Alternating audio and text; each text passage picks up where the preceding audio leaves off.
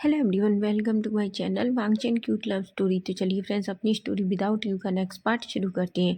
और fan fiction अगर आपको अच्छा लगे तो प्लीज़ फ्रेंड्स चैनल को सब्सक्राइब जरूर करना, लाइक करना और कमेंट करके मुझे बताना कि आज का पार्ट कैसा लगा है।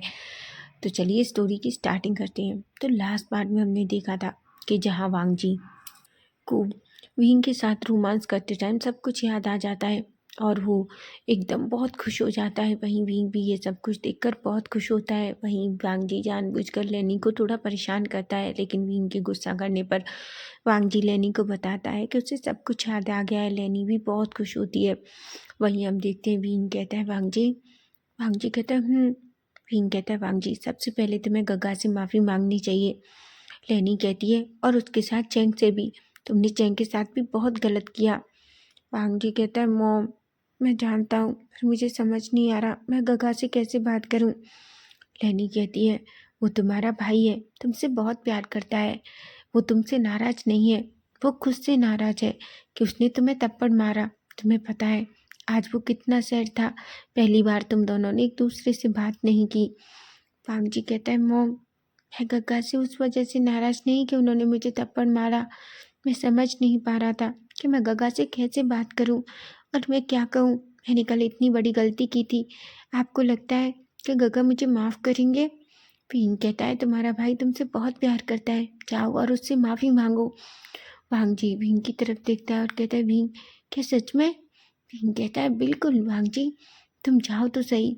वांगजी एक स्माइल करता है, भीम को टाइटली हक करता है। वहीं हम दूसरी तरफ देखते हैं जहाँ वैन रोहन बहुत बुरी तरीके से चिल्ला रहा था। वैन रोहन कहता है अगर तुमने ऐसा किया तो याद रखना मैं तुम्हें छोड़ूंगा नहीं। तभी वो कहते हैं तुम अभी भी शांत नहीं हो रहे, कितनी अजीब बात है ना। तुम ये शहर छोड़कर भाग रहे थे लेकिन तुम्हें पकड़ लिया गया। तुम्हें क्या लगता है हमारे पास तुम्हारे सबूत नहीं है? वैन रोहन कहते हैं तो तुम कहना क्या चाहते हो?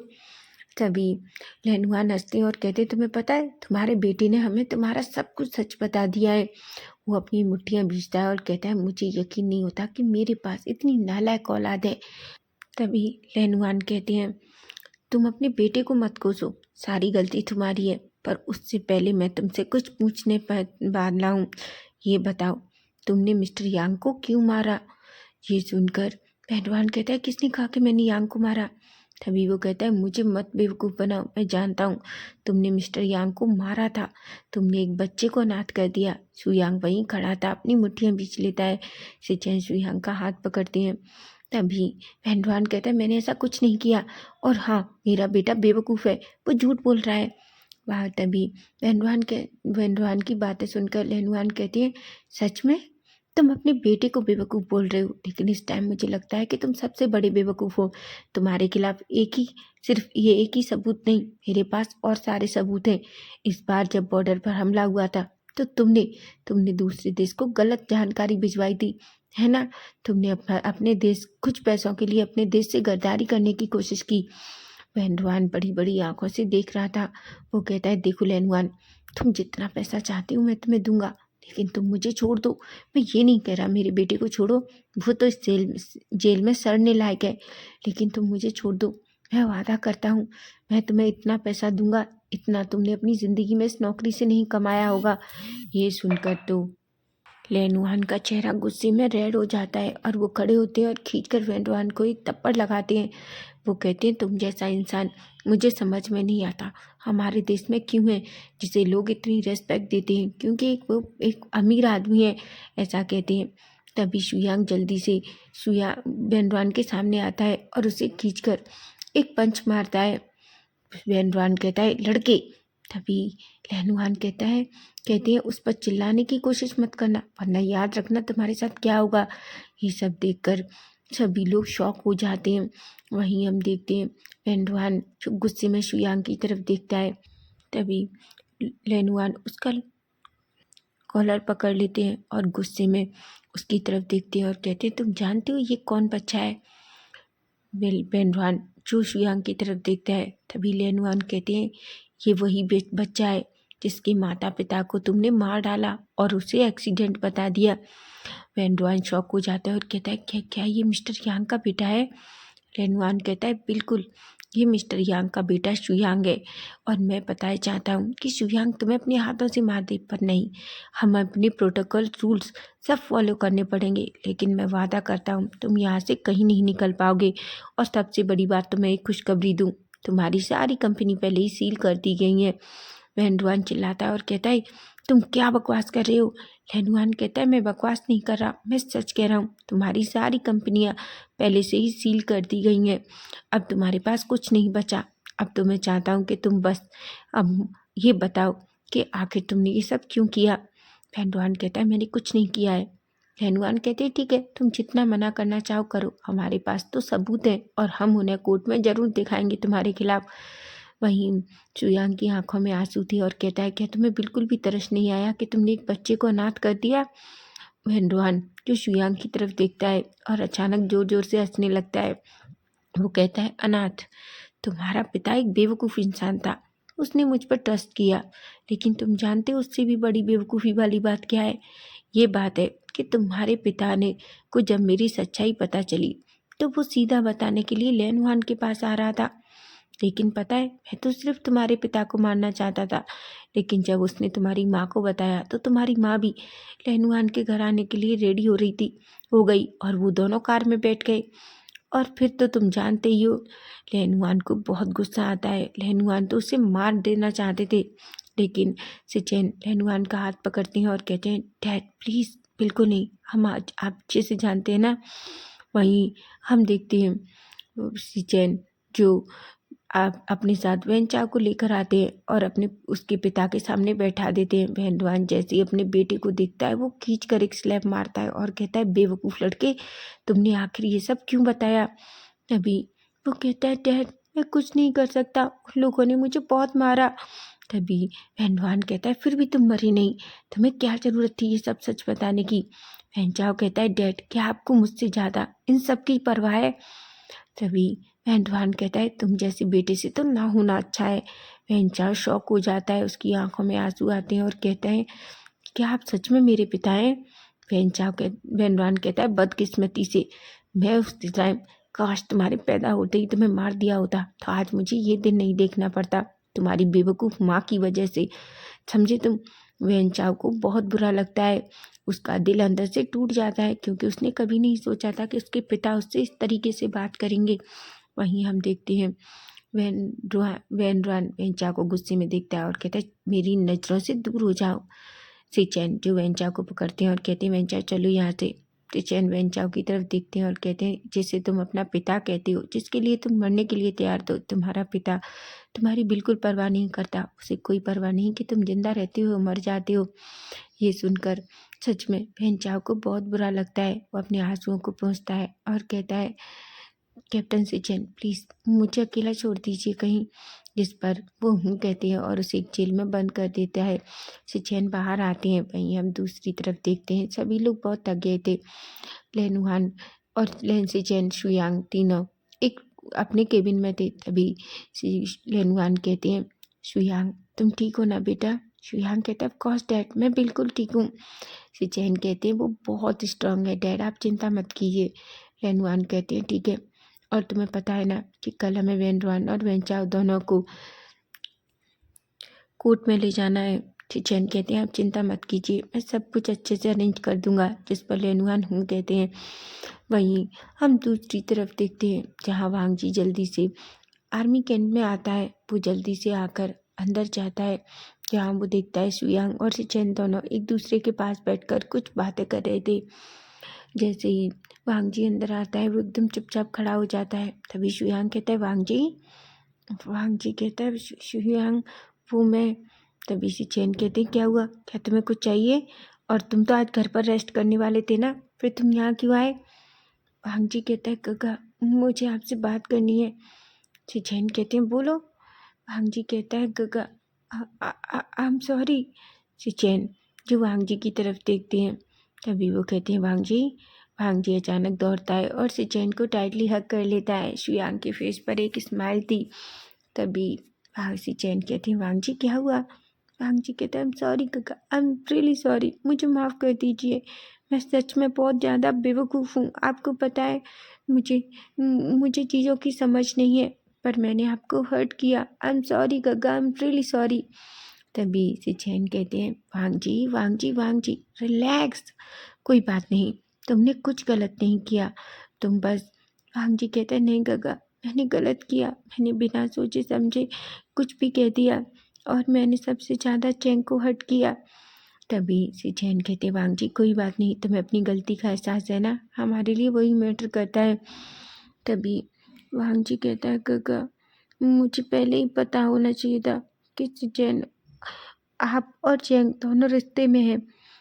सिचैन शुयांग की तरफ देखती हैं। तभी शुयांग कहता है वांग जी तुम क्या कह रहे हो, क्या तुम्हारी। वांग जी कहता है गग्गा मैं जानता हूँ ये सब कुछ मेरी उस मेमोरी की वजह से हुआ जो अचानक चली गई। सिचैन कहते हैं वांग जी क्या तुम्हें याद आया। वांग जी कहते हैं ऑफकोर्स गग्गा, मुझे सब याद आ गया है। जिस पर सिचैन और शुयांग दोनों वांग जी को टाइटली हग करते हैं और कहते हैं हम बहुत खुश हैं बेवकूफ़, तुम्हें सब कुछ याद आ गया। वांग जी कहता है मैं जानता हूँ। वहीं वो तीनों एक दूसरे से बात करते हैं। सिचैन वांग जी से कहते हैं वांग जी मैं तुमसे बहुत प्यार करता हूँ और मैं कभी तुमसे नाराज़ नहीं हो सकता। वांग जी ये सुनकर बहुत खुश हो जाता है। वहीं हम देखते हैं वांग जी कहता है गग्गा मैं चैंग से बात करना चाहता हूँ। सिचैन कहते हैं ऑफकोर्स तुम्हें उससे बात भी करनी चाहिए, वो ये सुनकर बहुत हर्ट था कि तुम उसके बारे में ऐसा सोचते हो। वहीं वांग जी खड़ा होता है और कहता है सुयांग क्या तुम मेरे साथ हॉस्पिटल चलोगे। जिस पर सुयांग कहता है बिल्कुल, मैं भी यांग को याद कर रहा हूँ और उससे मिलना चाहता हूँ। उसके बाद वो दोनों खड़े होते हैं और सीधा हॉस्पिटल के लिए निकल जाते हैं। वहीं हम देखते हैं चैंग जो एक पेशेंट को चेक कर रहा था कि तभी एक नर्स आती है और कहती है डॉक्टर आपको कैप्टन वांग जी बुला रहे हैं। जिस पर चैंग एक पल के लिए शॉक हो जाता है और कहता है ठीक है तुम चलो मैं आता हूँ। वो अपने मन में कहता है लेकिन अब उसे क्या हुआ है, लेकिन फिर भी वो एक गहरी सी सांस लेता है और सीधा वांग जी के पास जाता है। वांग जी जो बैठा हुआ था। तभी चैंग कहता है क्या तुम्हें कुछ चाहिए। वांग जी कहता है चैंग। चैंग कहता है बोलो। तभी वांग जी कहता है doctor Chang I am really sorry, I am really really really sorry, मैं सच में बेवकूफ़ हूँ ना। चैंग एक पल के शौक था लेकिन फिर वो एक स्माइल करता है और कहता है वांग जी तुम बेवकूफ़ तो हो लेकिन मेरा दोस्त तुमसे बहुत प्यार करता है। वांग जी का फेस थोड़ा रेड हो जाता है और वो कहता है आई नो कि वो मुझसे प्यार करता है लेकिन मैं बेवकूफ़ हूँ, मैं उसे हमेशा हर्ट कर देता हूँ। चैंग कहता है वांग जी अपने प्यार की कद्र करो जो तुम्हें मिल रहा है, तुम्हें पता है सच्चा प्यार हर किसी के नसीब में नहीं होता। जब से तुम्हारी मेमोरी गई है तब से वो तुम्हें ये याद दिलाने की कोशिश कर रहा है लेकिन उसे पता है कि हम तुम्हारे दिमाग पर प्रेशर नहीं डाल सकते, इसलिए वो फिर भी तुम्हारा वेट कर रहा है कि आज नहीं तो कल तुम्हारी मेमोरी वापस आएगी। तभी वांग जी कहता है ऑफ कोर्स मैं जानता हूँ। तभी चैंग को समझ आ जाता है। चैंग कहता है वांग जी क्या तुम्हारी मेमोरी वापस आ गई। वांग जी कहता है ऑफ कोर्स मेरी मेमोरी वापस आ गई। जिस पर चैंग एक स्माइल करता है और कहता है वांग जी मेरे विंग का ख्याल रखना, अब तक मैंने तुमसे कुछ नहीं कहा लेकिन अगर अब तुमने मेरे विंग को जरा भी हर्ट किया तो मैं वादा करता हूँ मैं तुम्हारा मुंह तोड़ दूंगा। ये सुनकर वांग जी एक स्माइल करता है और कहता है बिल्कुल नहीं, मैं उसे कभी भी हर्ट नहीं करूँगा। चैंग एक स्माइल करता है। वहीं हम देखते हैं वांग जी और चैंग थोड़ी देर बात करते हैं, उसके बाद वो चले जाते हैं। वहीं उनका पूरा दिन इसी टाइम में निकल जाता है। वहीं वांग जी को सब कुछ पता चलता है कि वेनरुआन ने ऐसा क्या क्या किया है। वांग जी जो बहुत गुस्से में आ जाता है और वो कहता है कि वेनरुआन को पनिशमेंट मिलनी चाहिए। वहीं अब हम सीधा नेक्स्ट डे का सीन देखते हैं जहां हम देखते हैं कि वेनरुआन को कोर्ट ले जाने की तैयारी चल रही थी। सिचैन, चैंग और शुयांग तीनों खड़े हुए थे क्योंकि हम देखते हैं कि वेनरुआन जो बार बार अपनी तबीयत खराब होने का नाटक कर रहा था। चैंग उसे चेक करता है और कहता है शुयांग और सिचैन उसे कोई प्रॉब्लम नहीं है। तभी सिचैन कहते हैं आई नो, मुझे पहले ही पता था कि ये बस हमें बेवकूफ़ बना रहा है। तभी चैंग कहता है मैं सच कह रहा हूँ, इसके मुंह पर 2-4 पंच और मार दो ताकि ये नाटक करना बंद कर दे। तभी सिचैन एक स्माइल करते हैं और कहते हैं चैंग चैंग चैंग बस करो, तुम सच में उसे डरा कर ही मार डालोगे। चैंग कहता है ठीक है लेकिन मैं अभी भी कह रहा हूँ ये इसकी बातों पर भरोसा मत करना, इसे कोई प्रॉब्लम नहीं है, ये बिल्कुल फिट है पूरी तरीके से। जिस पर सिचैन हूँ कहते हैं। चैंग कहता है ठीक है हॉस्पिटल जाता हूँ, विंग और बाकी सब मेरा वेट कर रहे होंगे। जिस पर वो हूँ कहता है और चला जाता है। वहीं हम देखते हैं सिचैन सुयांग और वांग जी तीनों उसे लेकर कोर्ट की तरफ निकल जाते हैं। कुछ लोग उनके साथ थे। वहीं वैन चाओ जो बहुत दुखी था क्योंकि उसे यकीन नहीं हो रहा था कि उसके पिता ने उससे ऐसा कहा है। वहीं वैन रुहान जो अभी भी चीख रहा था, चिल्ला रहा था और कई बार बेहोश होने का नाटक भी करता है कि ताकि उसे कोर्ट ना ले जाया जा सके। वहीं हम देखते हैं सभी लोग पहले से ही वहाँ वेट कर रहे थे क्योंकि वैन रुहान कोई आम इंसान नहीं है, वो चाइना का नंबर 1 बिजनेसमैन है जिसकी सच्चाई सामने आने पर सभी लोग शॉक हो जाते हैं। वहीं बहुत सारे रिपोर्टर्स पहले से ही कोर्ट के सामने उनका वेट कर रहे थे। वांग जी और कुछ सोल्जर्स निकलते हैं और जल्दी से सारे रिपोर्टर्स और जो भीड़ थी उसे साइड करते हैं। वहीं सिचेन और सुयांग दोनों मिलकर वैन चाओ और वैन रुहान को उस वैन से नीचे उतारते हैं। वैन चाओ जो चुपचाप था लेकिन वैन रुहान इधर उधर देख रहा था। तभी हम देखते हैं अचानक वैन रुहान की नज़र सिचेन की गन पर पड़ती है। तभी वो अचानक अपने हाथ से उस गन को ले लेता है और सिचेन के सामने तान देता है। वो कहता है मुझे जाने दो। सभी लोग शॉक हो जाते हैं। वांग जी पलटता है। सिचेन कहते हैं देखो वैन रुहान, तुम अपने आप को खुद से मुसीबत में डाल रहे हो। तभी वैन रुहान कहता है मुसीबत में? बिल्कुल नहीं, मैं इतनी दूर चला जाऊंगा कि तुम लोग मुझे कभी ढूंढ नहीं पाओगे। वैन चाओ कहता है डैड। तभी है वैन रुहान कहता है मैं तुम्हें अपने साथ नहीं ले जाऊंगा, तुम बेवकूफ़ लड़के, तुम्हारी वजह से ही मेरी ये हालत है। अगर तुमने कुछ सच नहीं बताया होता तो शायद आज मैं यहाँ नहीं होता। ऐसा कहता है। वैन चाओ तो पूरी तरीके से टूट जाता है। उसे ट्रस्ट नहीं हो रहा था कि उसके पिता उसके साथ ऐसा बिहेव कर रहे हैं। वहीं हम देखते हैं सिचेन कहते हैं देखो वैन चाओ, तुम्हारे पिता की असलियत। वैन चाओ कहता है पिताजी ऐसा मत कीजिए। लेकिन वहीं वैन रुहान जो कुछ नहीं सुनता। तभी हम देखते हैं सिचेन कहते हैं वैन रुहान गन वापस करो अगर तुम मरना नहीं चाहते। वांग जी कहता है देखो, अगर तुमने जरा भी गलती की तो तुम जानते हो इतने सारे सोल्जर तुम पर गोली चला देंगे। तभी वो कहता है वैन रुहान कहता है मैं जानता हूँ लेकिन मैं इतना बेवकूफ़ नहीं हूँ। देखो मैं तुमसे फिर से कह रहा हूँ, अगर तुम चाहते हो तो मुझे यहाँ से निकल के जाने दो, वरना मैं मरूंगा तो मरूंगा लेकिन तुम में से किसी एक या दो को लेकर जाऊंगा। ये सुनकर सिचेन अचानक वांग जी की तरफ देखते हैं। तभी हम देखते हैं वैन रुहान जो एक स्माइल करता है और कहता है लेकिन मैं गोली ज़रूर चलाऊंगा तुम पर वांग जी, तुम पर। सिचेन कहते हैं क्या? वह वांग जी की तरफ गन पॉइंट करता है और वांग जी को मारने ही वाला था कि तभी अचानक एक गोली की आवाज़ आती है। सभी लोग आंखें बंद कर लेते हैं। वहीं सिचेन को लगता है कि गोली वांग जी को लग गई, लेकिन जैसे ही वो वांग जी की तरफ देखते हैं तो वहाँ कुछ नहीं था। लेकिन जैसे ही हम सब सामने देखते हैं तो शॉक हो जाते हैं क्योंकि वैन वैन रुहान ज़मीन पर पड़ा हुआ था और उसके सिर से ब्लड निकल रहा था। सभी लोग शॉक होते हैं तो सामने देखते हैं, जहाँ हम देखते हैं एक पर्सन खड़ा हुआ था। वांग जी कहता है सुसे जो वांग जी के पास आता है। वांग जी कहता है सुसे तुमने ऐसा क्यों किया? सुसे कहता है मैं क्या नहीं करता, इस इंसान की वजह से मैंने अपने माता पिता को खो दिया। आप जानते हैं इस इंसान की वजह से मैंने कितना कुछ सहा है। इस इंसान ने मुझे, आपको पता है, कहाँ भेज दिया? एक वेश्यालय में भेज दिया जहाँ मेरे साथ रोज़ गलत काम होता, पर भी मैंने कुछ नहीं किया। लेकिन जब इस इंसान को लगा कि मैं इसका फ़ायदे खाऊं तो इसने मेरा फ़ायदा उठाने की कोशिश की। ऐसा कहता है वांग जी जो सुशे की तरफ देखता है। एक्चुअली वांग जी सुशे को एक बार रोड पर मिला था जब से सुसे वांग जी की बहुत मदद करता था और वो वैन रुहान के कुछ कामों के बारे में भी बताता था, लेकिन उसने खुलकर कभी वैन रुहान के काले धंधों के बारे में नहीं बताया। वहीं हम देखते हैं वांग जी सुसे के हाथ से गन ले लेता है। तभी सुसे कहता है सर। वांग जी कहता है तुम चिंता मत करो, मैं पहले ही कह दूंगा कि वो हम पर हमला करने वाला था और बचाव में हमने गोली चला दी। मैं नहीं चाहता कि तुम्हें और कुछ झेलना पड़े। वह चाह चुपचाप अपने पिता की तरफ देख रहा था। उसे दुख हो रहा था लेकिन कहीं ना कहीं वो अब बहुत खुश था कि उससे वैन रुहान जैसा पिता नहीं चाहिए जिसे अपनी बेटे की परवाह कुछ भी नहीं थी। वहीं हम देखते हैं वह शिचेन सबकी तरफ देखते हैं और कहते हैं वैन रोहान की बॉडी को लेकर चले जाओ, जिस पर कुछ सोल्जर्स वैन रोहान की बॉडी को वापस ले जाते हैं। और वहीं वैन चाओ को कोर्ट में लाया जाता है, जहां वैन चाओ अपने सारे गुनाह कबूल कर लेता है और अपने पिता की हर बात बताता है, जिस पर कोर्ट उसे 10 साल की सज़ा सुनाती है, क्योंकि वैन चाओ ने कभी किसी को मारने की कोशिश नहीं की थी। हाँ, उसने लड़ाई झगड़े ज़रूर किए थे।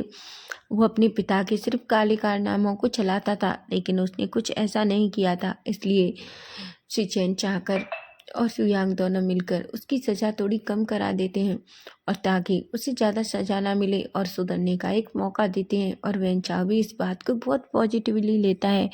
वहीं सभी बहुत खुश थे। वांग जी और शिचेन और सुयांग तीनों एक गहरी सी सांस लेते हैं। वहीं हम देखते हैं तभी वांग जी का फ़ोन बजता है। वांग जी हेलो कहता है और लेनी ज़ोर से चिल्लाती है और कहती है, तुम तीनों अभी घर आओ। सुचैन, वांग जी और सुयांग तीनों एक दूसरे की तरफ देखते हैं। सुयांग कहता है, गगा अब क्या हुआ है? सुचैन कहते हैं, मुझे नहीं पता, माँ इतना गुस्से में क्यों है? वांग जी कहता है, गगा क्या फिर से कुछ नया होने वाला है? बिल्कुल नहीं, मैं अब और बर्दाश्त नहीं कर सकता। सुचैन कहते हैं, मैं नहीं जानता वांग जी, ये तो हमें घर जाकर ही पता चलेगा। और वो सीधा अपनी कार में बैठते हैं और लैंड मेंशन के लिए निकल जाते हैं। तो फ्रेंड्स, आपको क्या लगता है, ऐसा क्या हुआ है? आप क्या सोच रहे हैं? अगर आपको पता है तो प्लीज़ मुझे कमेंट करके ज़रूर बताना कि आखिर लेनी ऐसी क्या बात है जो वांग जी शिचेन और सुयांग से करने वाली है और इतना गुस्से में है। फैन फिक्शन अगर अच्छा लग रहा है तो प्लीज़ चैनल को सब्सक्राइब जरूर करना, लाइक करना और प्यारे प्यारे कमेंट करके बताना कि आपको आज का पार्ट कैसा लगा है। और फ्रेंड्स, मैं शायद कल या और एक पार्ट के साथ इस स्टोरी को फिनिश कर दूंगी।